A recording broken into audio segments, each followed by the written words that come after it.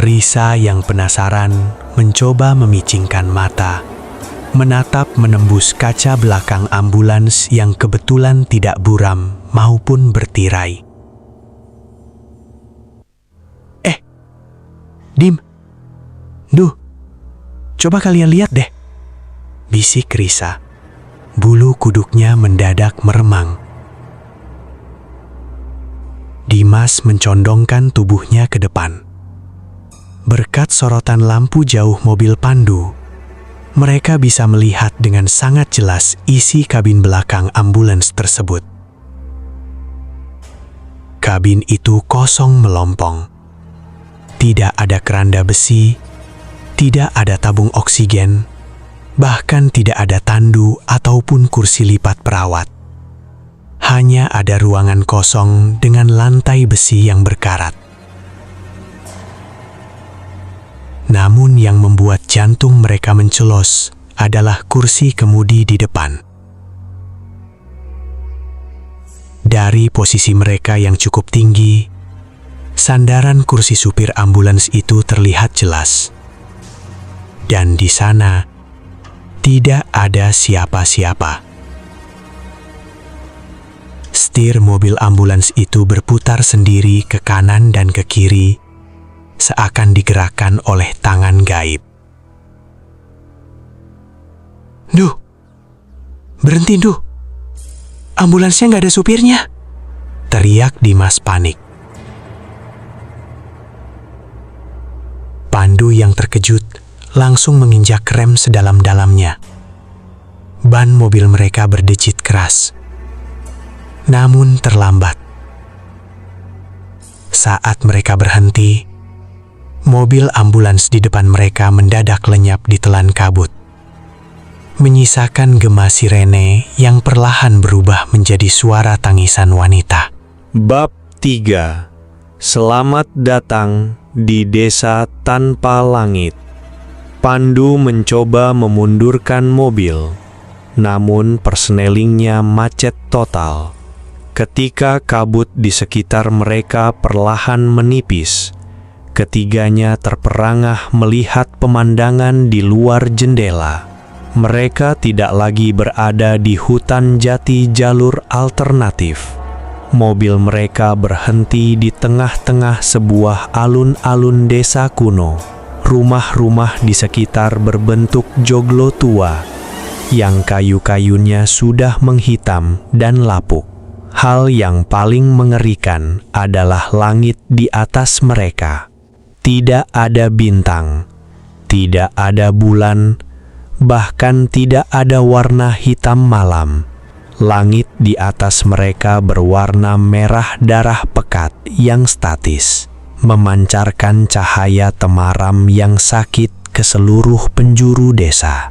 Kita di mana? Risa mulai menangis, memeluk tasnya erat-erat.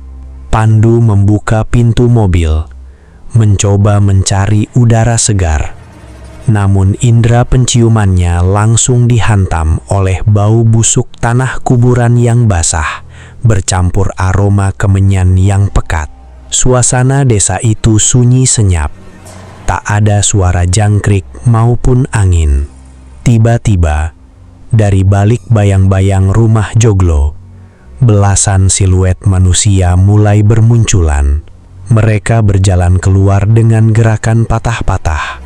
Bab 4. Penduduk yang berjalan terbalik.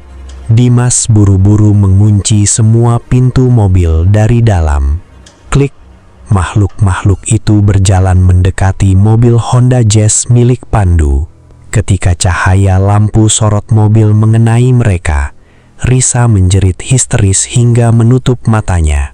Mereka bukan manusia.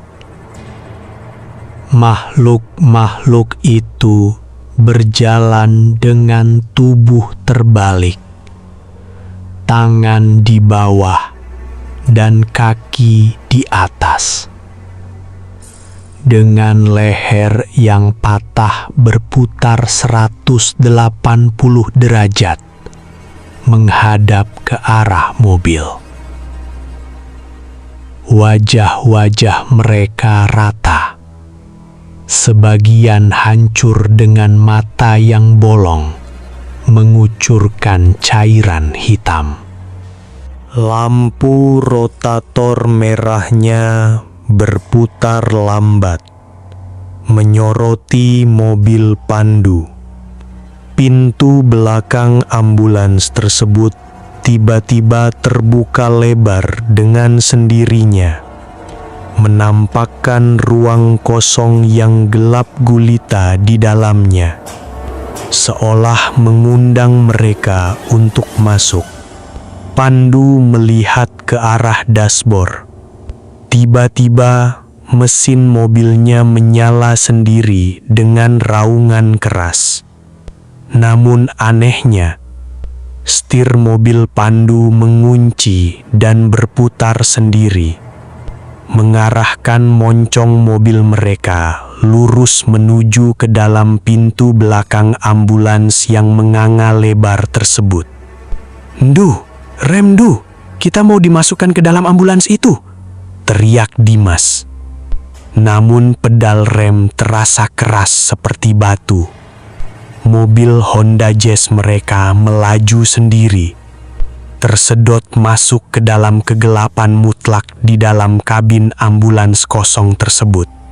Pandu, Dimas, dan Risa hanya bisa berpegangan tangan sambil memejamkan mata, bersiap menghadapi kematian.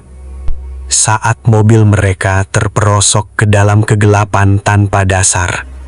Keesokan harinya, sebuah mobil Honda Jazz ditemukan oleh warga setempat terparkir melintang di tepi jurang sedalam 50 meter di jalur alternatif Yogyakarta-Semarang. Ketiga penumpangnya, Pandu, Dimas, dan Risa, ditemukan di dalam mobil dalam kondisi lemas dan trauma berat. Kulit mereka sangat pucat dan rambut mereka memutih sebagian. Yang membuat polisi heran, seluruh bodi mobil bagian luar dipenuhi oleh sidik jari berlumpur hitam, seolah-olah mobil itu baru saja dikerumuni oleh ratusan orang di tengah tempat berlumpur.